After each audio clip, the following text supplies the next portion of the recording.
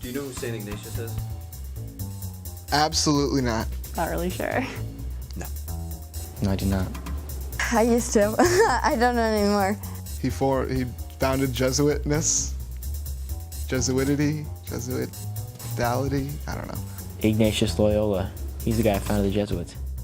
You can't separate Jesuit education from St. Ignatius, from his vision of the world, from the ultimate question that he was asking, which is basically, who am I in light of us being creatures of God?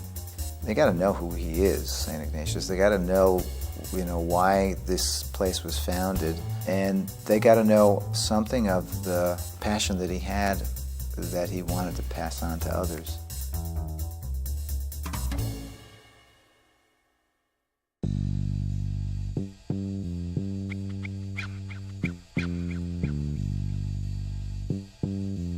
Ignatius was born into a family of minor nobility in Spain. As a young man, being born into that type of family structure, he was himself very ambitious.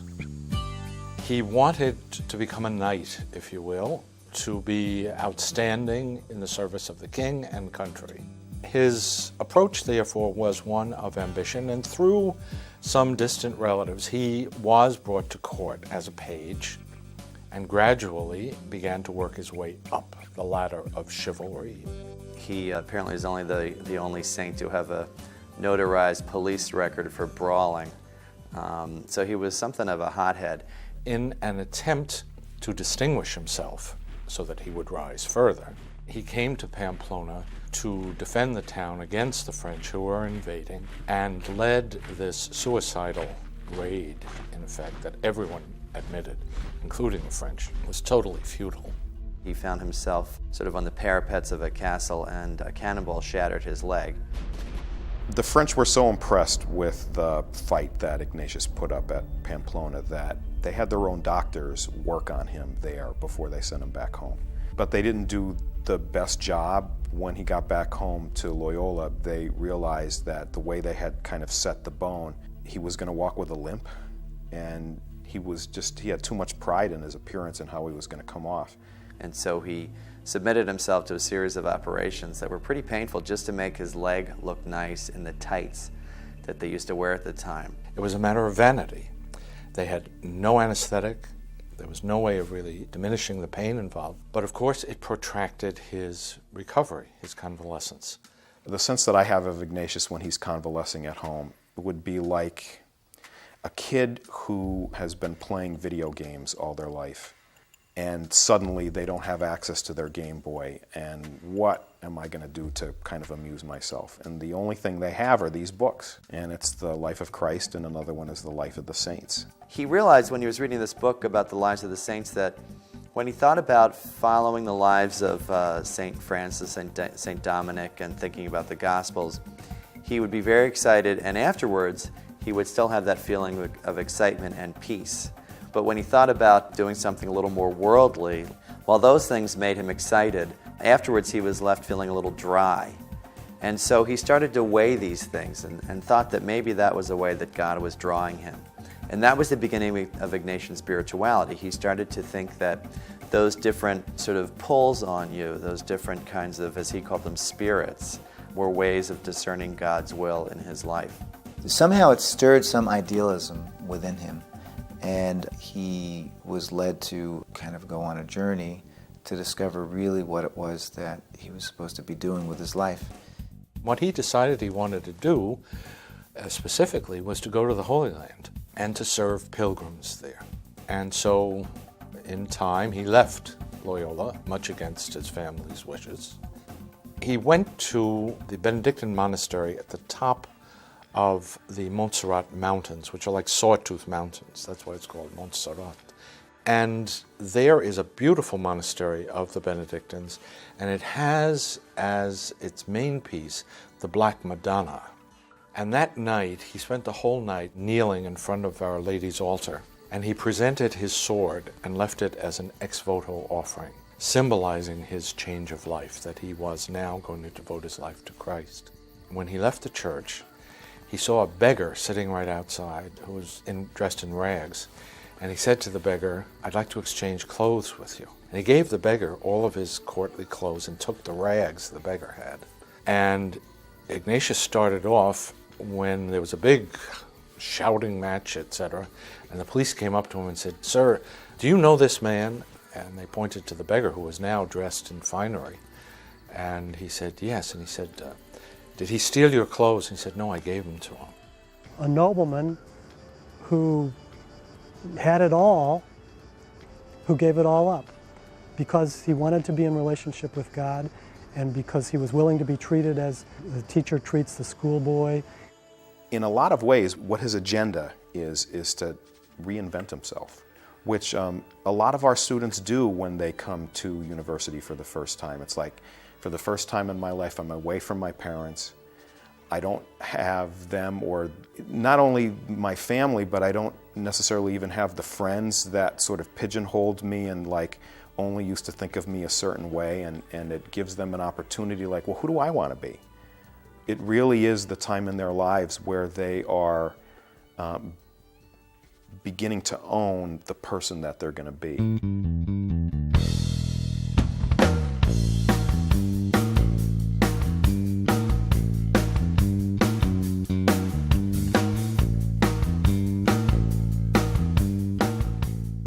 I'll ask questions, and I'll ask them either in class or individually. It's like, what's the meaning of life? You know? And it was immediately, I was like, whoa, man, if you're not going to ask that question when you're in college, if you're not going to start to ask that question, then how are you going to live through the rest of your life? That's the point, you know? What is the meaning of life? What's the meaning of your life? One of the deep values of the liberal arts is that it's constantly in the business of asking that question, what's the meaning of life? Not only in the humanities and in the social sciences, but in the physical sciences as well. What's the nature of this reality that we're embedded in? And what does our embeddedness in it tell us about ourselves and our relationship to it and our responsibilities within it?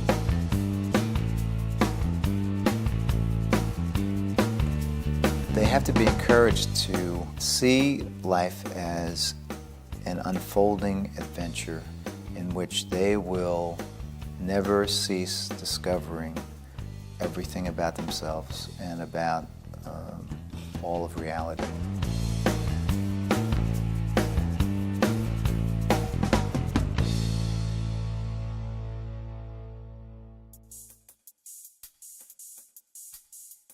After he finishes at Montserrat, he wants to get to the Holy Land. And as he leaves there, he stops in a nearby town with the name of Manresa. He wanted to pray for a bit, and he went to one of the caves and he prayed there, but actually that time stretched out to a year, during which time he engaged in prayer and kept notes on his prayer. And those notes became the basis for the spiritual exercises of St. Ignatius. Part of the genius of what Ignatius does in the exercises is, like, it's one thing to have religious experiences, to have spiritual experiences of God. And people have them all the time. You know, we can have these experiences and then want to tell people what it was like and want to share that.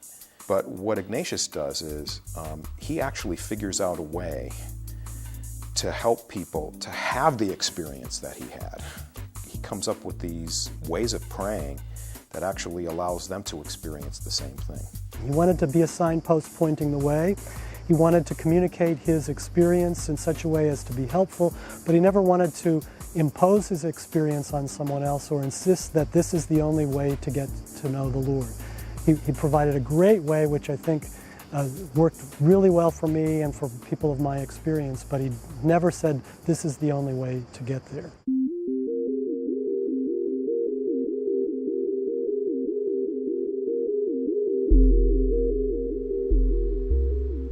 The first part of the exercises is about how much you are loved by God, by the one who created you. You were created in love. You are sustained with every breath that you take, the next one including, in that same love, and you will go to the very end of your life and beyond in that love. It's almost like St. Ignatius recognized as he created these exercises that this was the start and ultimately the finish of it all. Ignatius helps us to raise serious questions about, what is it that really makes one happy? What is God calling me to? Which may be very different from the person who lives next door or whatever. And with great respect, to help a person to explore alternatives. If you let your guard down, and especially in this world that we live in, if you let the busyness and the noise and everything else kind of just stop for a second, it's sometimes almost impossible not to at least, see the curtain part for a second and see, wait a minute, and then it floods in, just floods in. And you can do one of two things. You can either pay attention to that or you can run away from it. He really encourages explicit attention to, what are my desires? What are my hopes? What are the things that really give me problems? When am I really disquieted about something, and why? In order to explore the whole of human experience and not just ideas or concepts, etc. along the way. The exercises invite us to become aware of our deepest motivations, the things that give us joy, the things that help us meet our own needs. And the idea is that in the process, as we become more fully ourselves, we become more able to give ourselves to others, to give ourselves to our students, our colleagues, our disciplines, our institutions. I think in many ways a lot of the inspiration for Jesuit higher education comes from the exercises. I think there's an idea that both the director and the directee, the teacher and the student, are loyal in a sense to some higher truth, some higher reality, whether we call that the spirit or the subject matter that both are trying to engage with. Also, of course, the spiritual director pays a lot of attention to the experience of the directee under the inspiration of the Spirit. So too the teacher in Jesuit pedagogy pays a lot of attention to the way in which the student takes and understands the lesson, tries to apply it to his or her own life, and tries to put it into action in some appropriate way. The animating dynamic of a Catholic and Jesuit university is the spirituality. And to be able to couple that with the craft of teaching, I think is when we're at our very, very best. I don't know how you do not touch back to, you don't reinsert yourself back into Ignatius. I don't know how you don't go back to the cave with him and somehow have the experience. And one afternoon he went out for a walk, and running through the town is a little river called the Cardinere. He was tired and he sat beside the river, just sort of looking at it. And he said at that moment he had an understanding. He said it was not a vision, but it was an opening of his understanding, of his mind, to something that was quite important. He says, if I were to weigh the importance of all of the graces I have received in my life on one side of a scale, and on the other I put just this one grace I received in this understanding that came at the Cardinere, that understanding would outweigh everything else I've received as grace during my life. And the understanding that he came to was that God could be found in all things. That God was not simply found in a church or a monastery or in moments of prayer, but God could be found in the marketplace, among common people. God could be found on the streets. God could be found wherever God's creation existed. What Ignatius began there is an understanding of God as ongoing discovery, that in the ordinary events of life, God is continuing to reveal God's self, God's presence, God's direction, God's design. And what it calls for is that we allow that to happen. Nothing was ever going to be the same again, and he didn't know where it was going to take him. And in fact, he probably thought initially that he was going to be going completely against what anyone ever expected of him. It's hard to know exactly what happened to him, but really I think the point is what happened to him made him so confident of God's love in his life and God's care for him that it basically strengthened him for the rest of his life.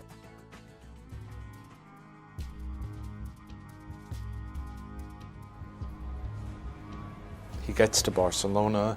He begs in the cathedral in the old Barrio Gótico, and he begged the money to use to get passage on a ship to the Holy Land. He got there, and he only had opportunity to be in Jerusalem because the whole country was really controlled by the Muslims. He went out into the streets and began to preach Christ. He went there with the idea he wanted to convert people. There was an agreement with the Vatican that the sort of official custodians of Catholic Christian holy places were the Franciscans. They saw Ignatius as being a dangerous guy, that he was so full of zeal, of energy and passion and enthusiasm for wanting to convert people that he was blind to the idea that he could get himself killed.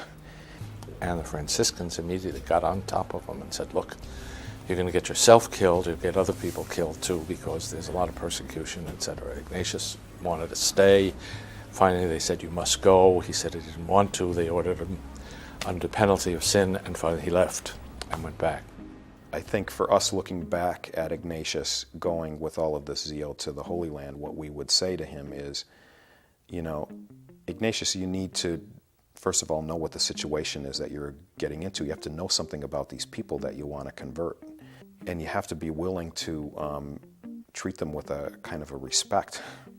Religion is a part of life, whether you yourself are religious or not.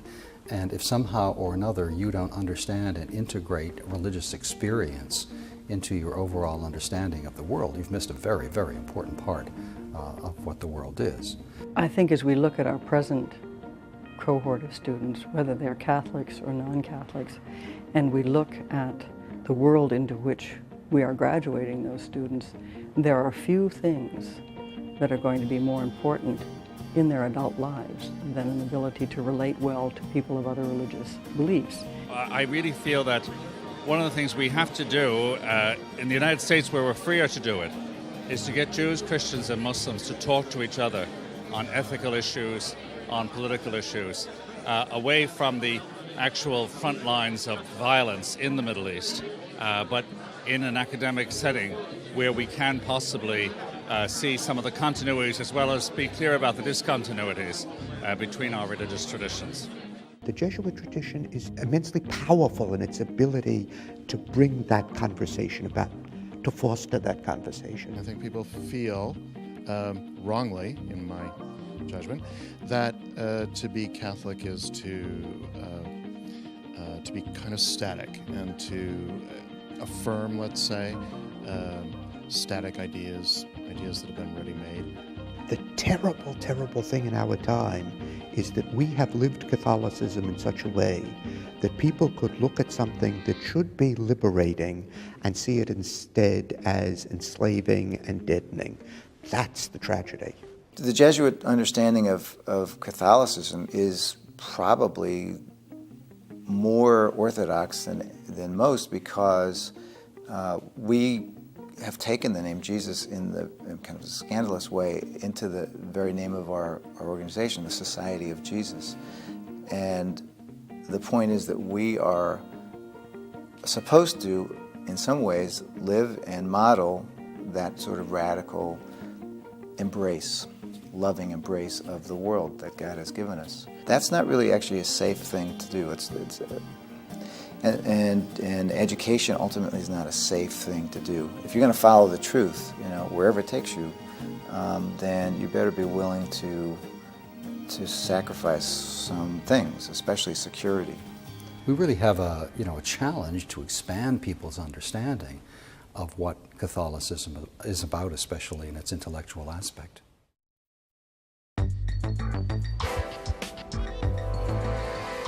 He was giving the exercises often, and he was to stand on the corners and preach to people in different cities in Spain. And of course, this was the time when the Inquisition was quite active in Spain, and immediately he was suspect. They thought his type of prayer, which emphasized, really direct sort of communication between you and God, was really threatening, because where's the church in all of this? And so they threw him in jail. He was imprisoned a number of times and examined by people from the Inquisition. And each time they said, we find nothing here that's unorthodox, but As a matter of fact, unless you have a master's degree in theology, you cannot do this. In a sense, this was part of the very atmosphere of the 16th century. The war against ignorance and superstition, especially among the clergy and for the clergy, was widespread, Protestants and Catholics. Ignatius was, the original adult education person, At the age of 35, he is able to kind of swallow that pride of his and sit in a classroom with kids, just suck it up, as it were, to learn the Latin that he needed to learn so that he could go on to school. Ignatius's goal that he wanted to get from his education was very clear to him. He wanted to be able to spread the gospel to people everywhere. And he realized that he needed a credible credential to do that. He was told that he had to. He couldn't do it otherwise. He began his, you might say, his conversion experience with the idea of abandoning the world and sort of contempt of the world, and eventually saw this was not working, and that it did not help him and did not help souls. He began to recognize that this business of wearing ratty clothes and growing your hair and your nails long was repulsing people.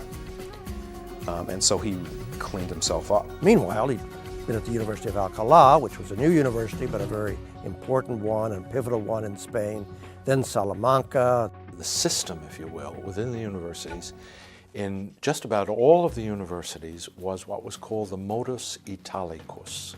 They taught a subject in a 3-year cycle.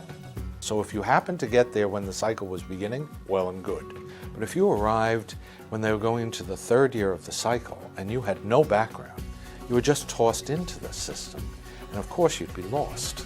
That was the experience that Ignatius had at the University of Alcalá and at a couple of the other universities in Spain. He heard, however, from some people that there was a totally new approach to education, which was being used at the University of Paris. These techniques, which were so fundamental that today we can't imagine education without them, that is to say, students should be divided into classes, they move along progressively, that active participation is essential. It was this concept of scope and sequence that was one of the hallmarks of the modus parisiensis, as opposed to the modus italicus. And therefore, he goes eventually to the most prestigious academic institution of the day, the University of Paris. So I think what we see in him is it's a real reconciliation with the world, in a sense, in order to help souls better.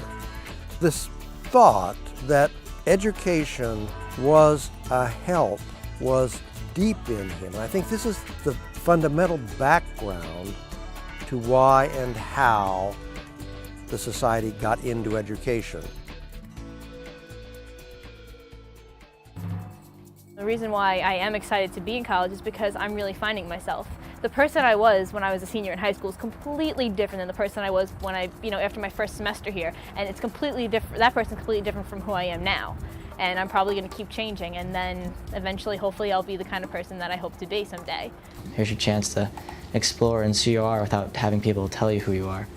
To learn new things and make your own decisions and sort of find yourself in what you believe as opposed to what you've been influenced to believe. These 4 years are the prime of your life. When you're still getting everything together, you haven't set yourself in one particular path going any particular way, and you're still open to everything. What do we all have in common is we're all sort of looking for, I don't know, that future us.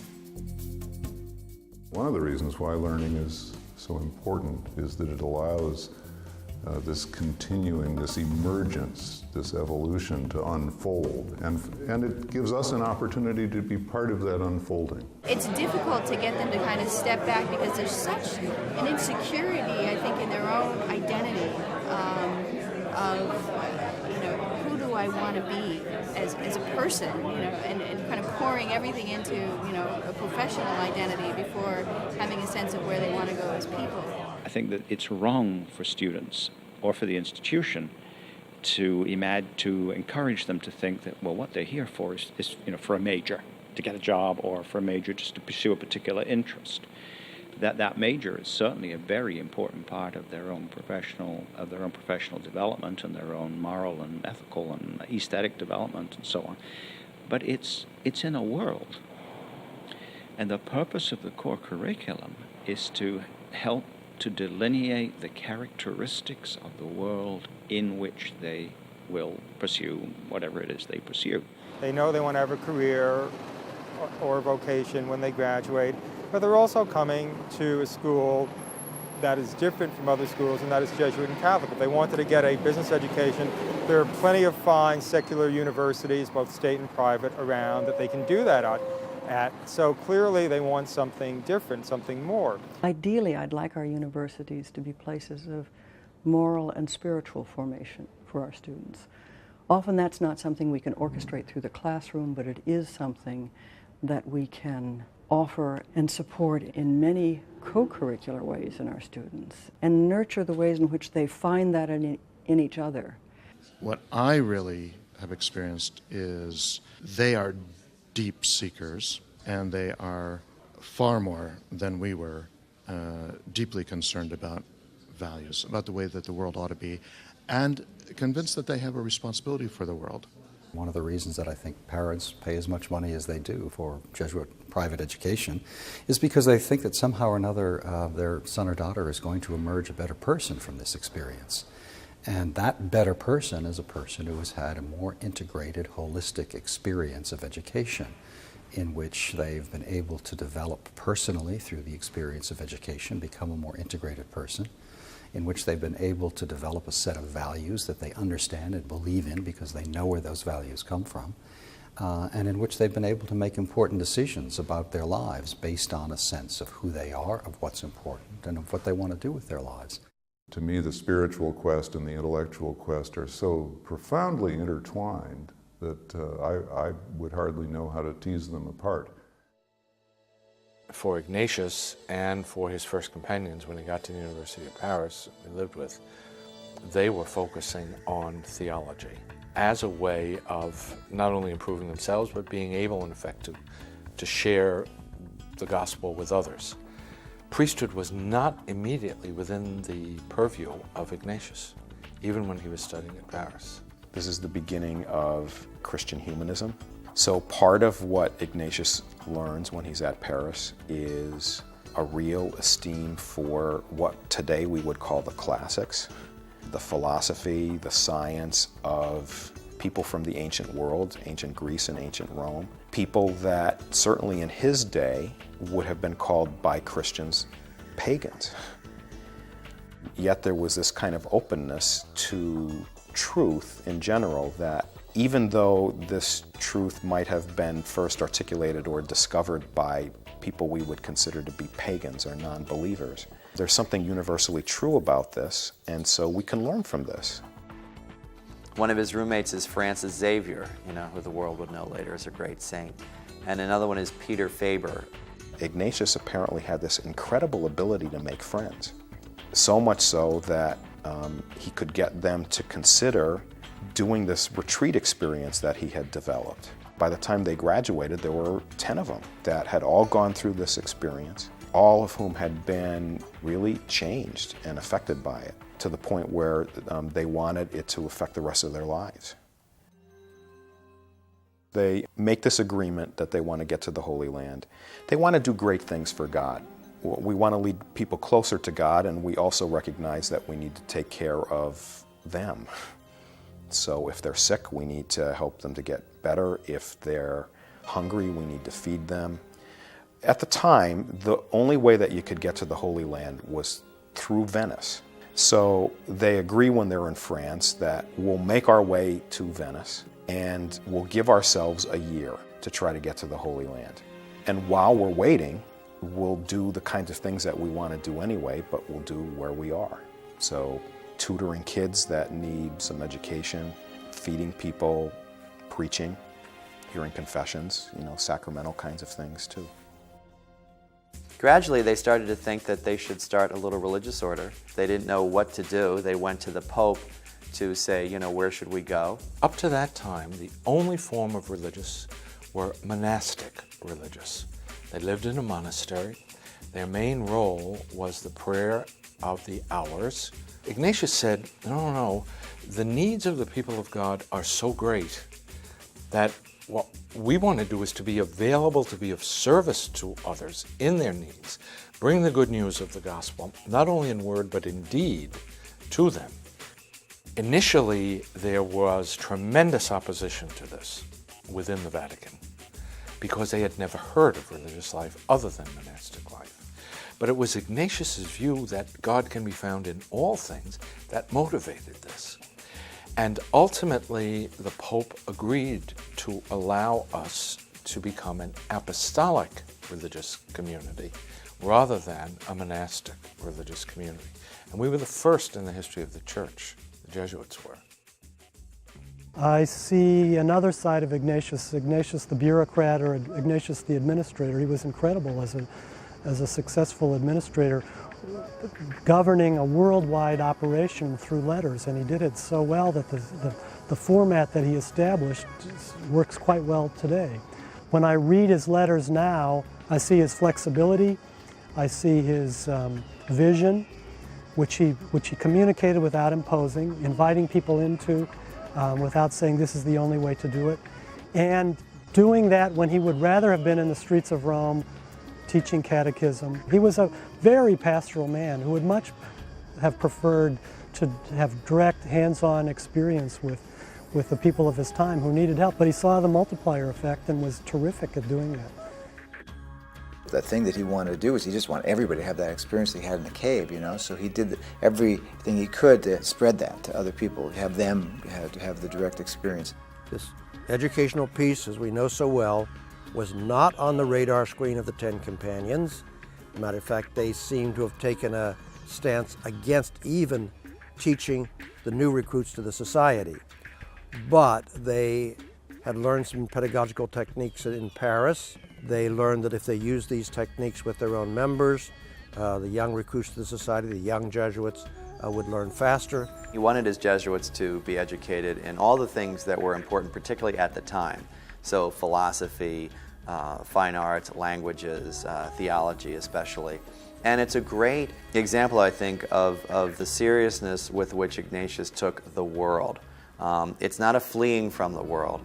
Francis of Assisi, for example, didn't want any of his monks or friars to own a book, because Francis used to say, well, if they have a book, they'll want a shelf for their book, and if they have a shelf for their book, they'll want a library, and if they have a library, they'll say, brother, go get me the book, you know. Ignatius was taking things in a little different direction.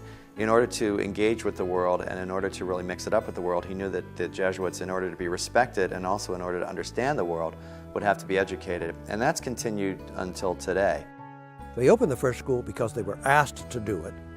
They picked up and borrowed these pedagogical techniques and principles known as the Parisian mode.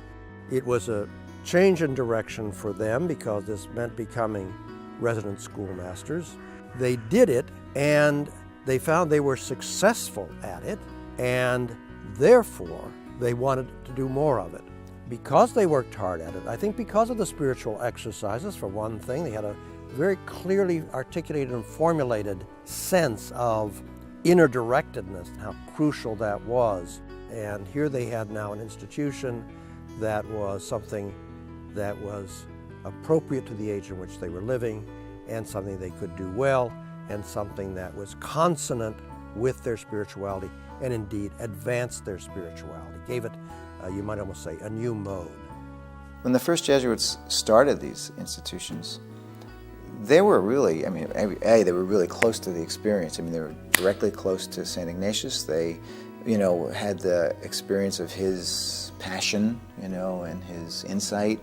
They were themselves filled with it, you know. I mean, they went everywhere, all around the world. I mean, they did really credible things to enact this and make it into an educational experience.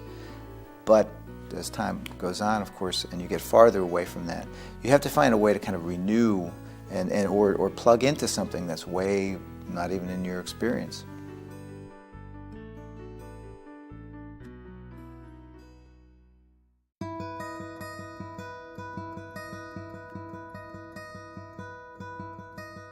We're in a period of extraordinary transition.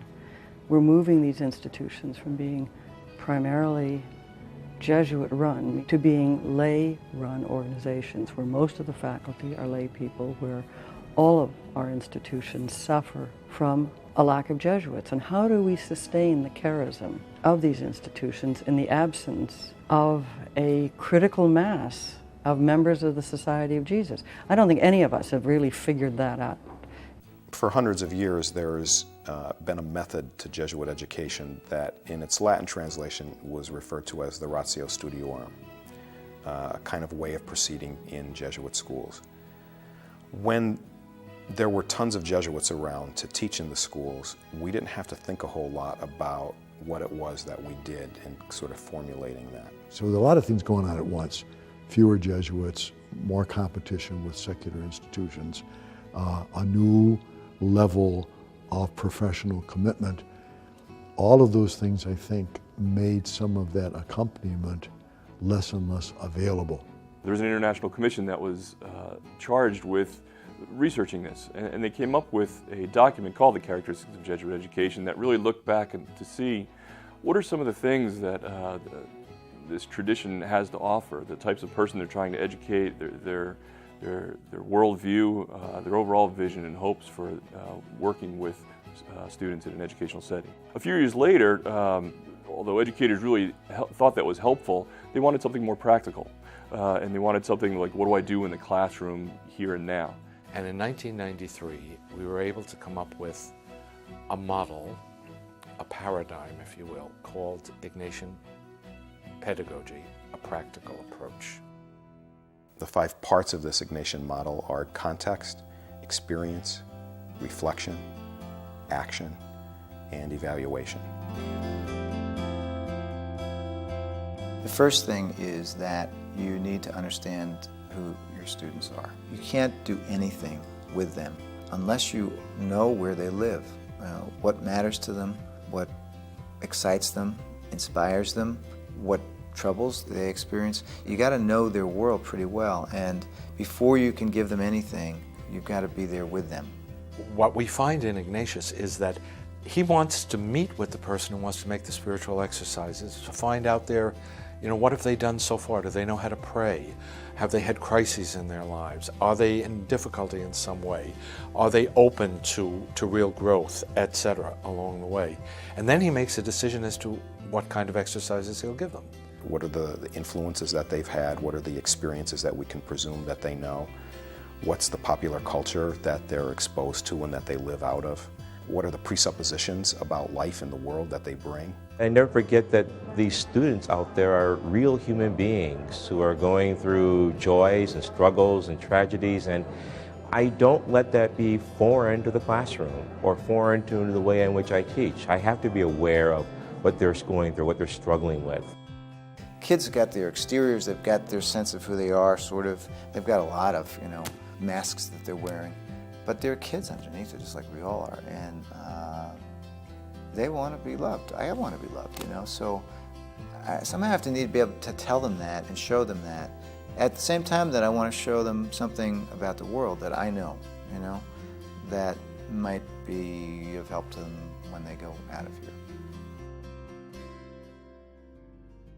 Once we've established that context, that teacher is in a much better place to plan experiences in the classroom that are really going to set them on fire, really enliven them, capture their imagination. I'm expecting probably more of a lecture style than I received in high school. Maybe not, hopefully not. I like being able to have more of a conversation than a, talking at the students type thing. So I like the idea of being able to, really bounce ideas off each other and just get the ability to develop different talents that you have in the classroom. Learning is so much more of the experience than just the reading, and the textbook lays it out for you. You can read books and books and books, know everything, but until you really experience it and you really dig down deep, that's learning to me. I honestly don't know what to expect as of now. In the spiritual exercises, the experience is when the person on retreat really engages using both their intellectual ability as well as their heart and their mind, their imagination, and as well as their feelings to enter into this experience of finding where God is calling them and deepening that relationship with God. In the classroom, the student does the work, which we would call experience, when they are doing the reading, when they're doing the homework assignments, when they're participating in class discussions on one level. And so there's an intellectual grasp of the material, and that's certainly all about experience. The other side of experience for Ignatian pedagogy, though, is also incorporating ways to hook the students, to get their imaginations connected to the material, to get their feelings connected to it. When the course material is something that a faculty member lives with, and it comes out of their own personal experience, their own passion about how they've oriented themselves in the world, that's where I think the most powerful teaching takes place, and then the greatest opportunity for learning. A good teacher teaches others how to love what he or she loves. And the reason you do it is because what you love is so important, and the people you're talking to are so important, that they deserve to find out about this all-important thing that you love. You kind of forget sometimes you're teaching something, you get involved in the whole pattern of what educational life is all about, and it's about grades and who's turned in something and who's not, and who's getting away with something, and you start getting into this whole stuff, and you kind of feel like, wait, what am I doing here? What is this all about? And there they are sitting in front of me, and sometimes I think, these are somebody's children. This is someone's boy and someone's girl, and they love them. They've loved them from the minute that they were conceived to this very day. No matter what they do, no matter how many times they screw up, they love them. And I think about that, and I think I have to love them like their parents do. Not in the same way exactly, but why else am I here? If I love them somehow, if they get that, maybe it'll be one piece of a whole pattern of other people doing this that empowers them to be the people that they're meant to be. She was a very supportive person who took an interest in me as an individual, and who also, I don't want to say pushed, but really effectively encouraged me to think in ways that I hadn't thought before.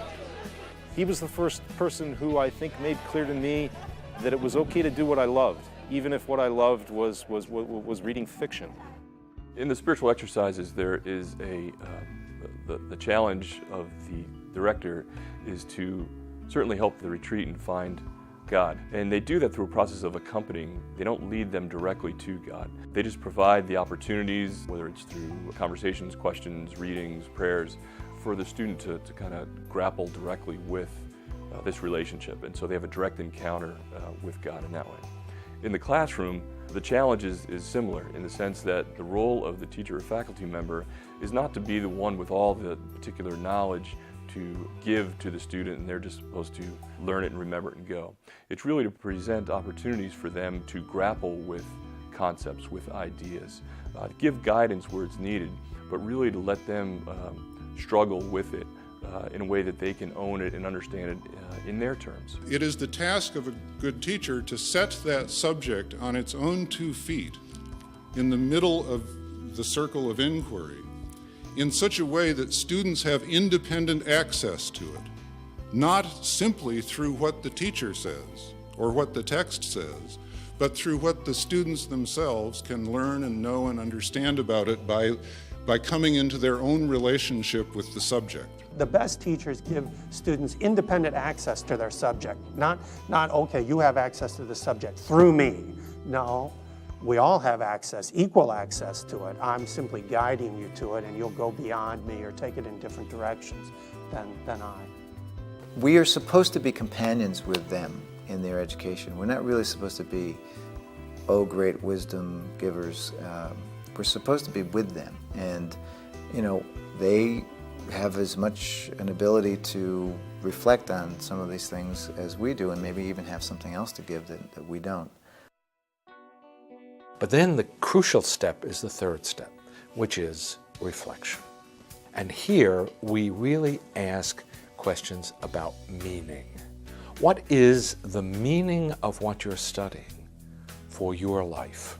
Having had a class that they really liked or they were excited by, this experience that they've had, we want them then to take a step back and reflect on, well, what was it about that was so exciting? And also to get them thinking not merely about, well, why was it exciting for me, but what does this have to do with who I am and my place in the world? I gave an assignment once where they had to watch 2 of the presidential debates and write a reflection on what we're learning in class. And of course, they all groaned during that when they first got the assignment. But afterwards, when they got it, one of the students told me at the end of the assignment, "Wow, I never knew theology could be relevant to real life." And I said, "Now you got it."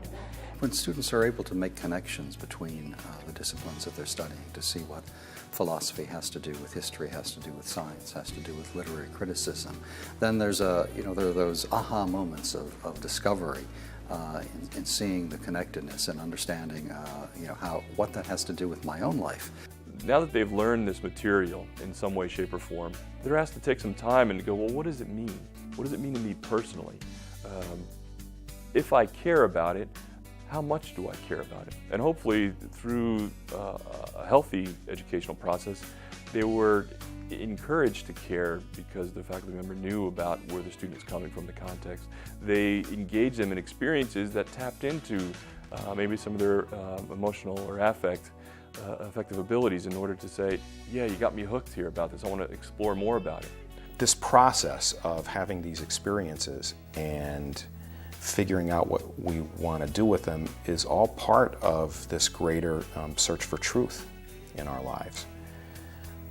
The truth, first of all, about who we are and what is our purpose in the world and why we're here, and what are we going to do with our lives. Hopefully where we want to lead students is not only to become excited about a particular topic or a particular lesson in terms of how it affects themselves, but and what they like about it, but to get them motivated then to want to do something with what they've learned, and to sort of go out of the classroom into the world of action.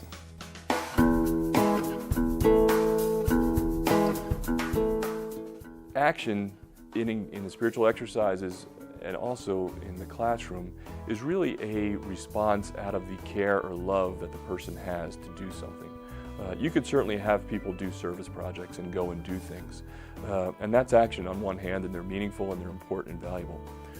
But in a deeper sense, after doing serious or significant reflection, there's a desire out of one's sense of self, out of one's love or care for whatever the need is, to respond in some way as generously as possible. Now that can be in going out and doing a service project. They can go out and be doing something else or changing a lifestyle.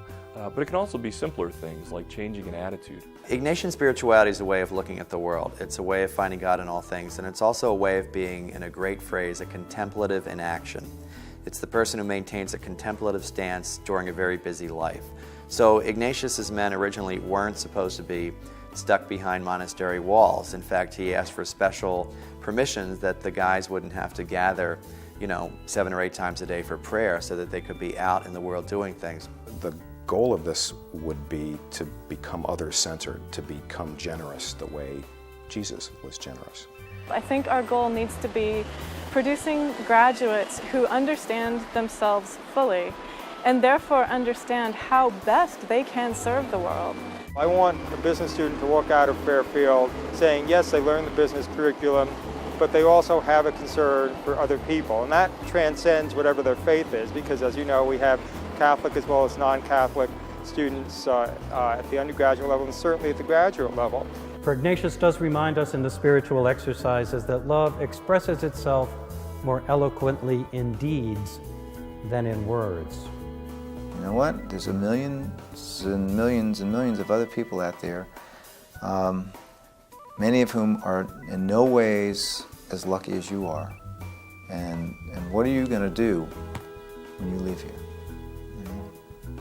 If you go to a Jesuit school, you better not leave here for yourself only. You better leave here on this life adventure to engage with and support and help people who are way less fortunate than you are. The fifth component of the Ignatian pedagogical paradigm is evaluation. It's this idea for the teacher to gain some evidence that students actually are actively processing and engaging with the material and profiting from it. Hopefully what would be great would be for the students to be able to step back and look at where they were at the beginning of the semester and kind of marvel at where they are at the end of the semester, to kind of set them continuing to ask themselves, okay, so I've come this far, now what? What else is there to learn? What other things about myself are there to discover? What other things are there about life that I was just never aware of before that I can learn about? Certainly in the spiritual life, what you want is an interiorization of values and a deepening of motivation. And to apply this then to the schooling situation, what's important is that the system turn out people who are self-motivated, who are in touch with themselves. They're inner-directed, to use a somewhat old-fashioned word, but still a very good word, inner-directed. And that if you do this, then you've really accomplished a tremendous piece of what education is all about.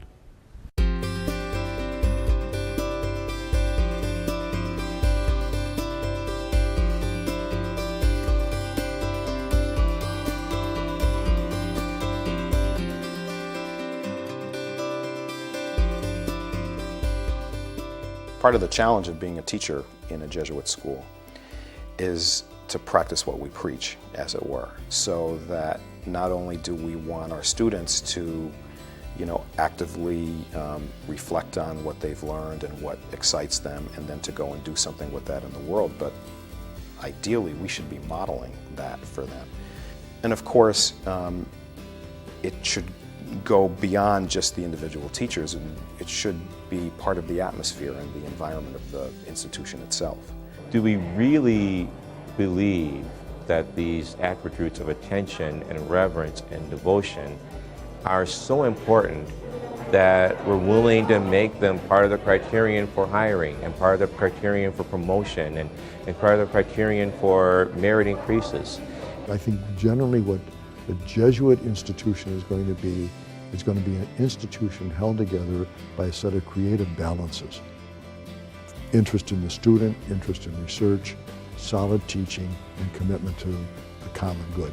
Those are kind of elements in it. And I think we're going to have to find a new way of computing how these elements come together.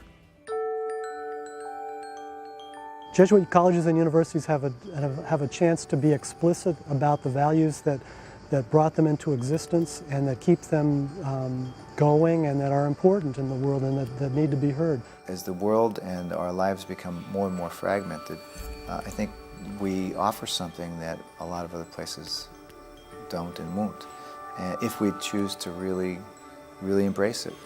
And I think it will be a wonderful gift to many, many, many people. And I'm very hopeful about it. I think it's going to be clumsy and we'll make mistakes, and people will ask questions about what we're doing. But I think there is a desire on just a tremendous influx of wonderful laywomen and men to really be Ignatian. It's now up to us to ensure that this tradition is sustained and has an enduring capacity that we all share and that we all play a role in trying to sustain. And I suggest that in our world, in our time, in our cities, in our departments, in our universities, that we ponder this reality, this tradition, ancient yet ever new, the vocation to educate in the Ignatian tradition.